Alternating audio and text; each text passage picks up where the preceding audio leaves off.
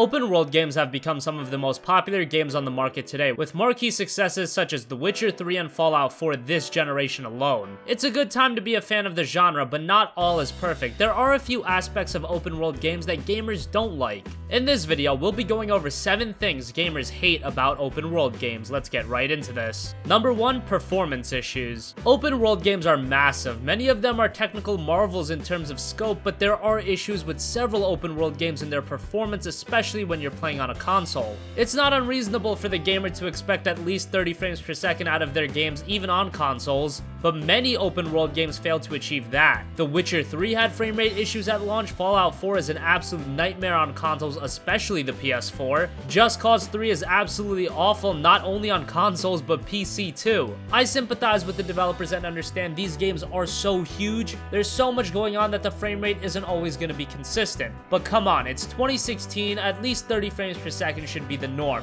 But unfortunately, you'll find more open world games under that frame rate than at. Number 2, glitches. Once again, I can sympathize with developers in that there's no way to make sure everything is perfect in these giant open world games. But some of the bugs and glitches are just absolutely outrageous, and the one game that always comes to mind with glitches is Fallout and all of the Bethesda open world games in general. At this point, most gamers have accepted it as something that you have to deal with when playing a Bethesda open world game, but come on. We spend hundreds of dollars on these new consoles. I'm not saying that every game has to be rid of every last glitch, but it should be far better than it is currently. Number 3, overwhelming amount of content. Now this is something that I don't agree with, but it is something that I've noticed more and more complaints on in social media and forums, and that's the fact that open world games just have too much to do. It'll make your head spin. Fallout and Witcher are gigantic time investments, and even the smaller open world games are usually pretty expansive too. It's hard to complain at the developers for giving you too much content if all of it is quality,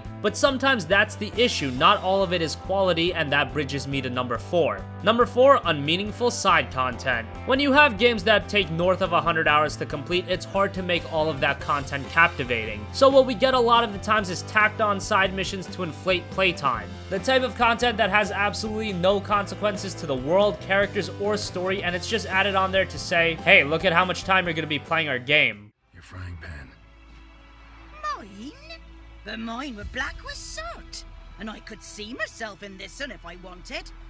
But them years are past. Number 5, poor story and writing. The issue with having a game with so much content is that a lot of the times the story gets very disconnected. The strength in linear games is the fact that you have such a contained experience, so the pacing is decided upon by the developers. That's why a game like Uncharted would probably fail in an open world setting. Metal Gear Solid 5 was meh, but there was obviously more to that than it just being an open world game. But you get my point, it's very difficult to create an open world game where you have a story that flows well and sticks with the player by the end. Games and developers have done it, but it's a daunting task. I was sure I'd end up like my mare. Provided you got lucky. Your horse died quickly, but griffins like to toy with their prey.